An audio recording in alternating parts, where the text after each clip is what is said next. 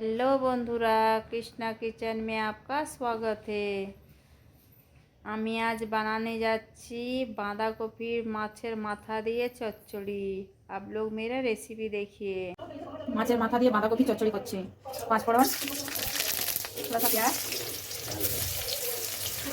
মাছের মাথা ভেজে রেখেছিলাম, একটু কাঁচা লঙ্কা, একটু টমেটো, জিরে জিরে আর লঙ্কা বেটে নিয়েছি, स्वाद अनुযায়ী नमक, थोड़ा सा हल्दी, थोड़ा सा शक्कर,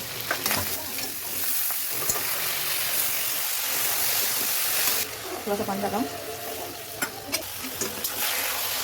देखिए আমার বাঁধাকপি মাছের মাথা দিয়ে চচ্চড়ি রেডি। মাছের মাথা দিয়ে বাঁধাকপি চচ্চড়ি রেডি। আমার যদি ভিডিও আপনাদের ভালো লাগে একটা লাইক শেয়ার কমেন্ট করিয়ে। Bye bye.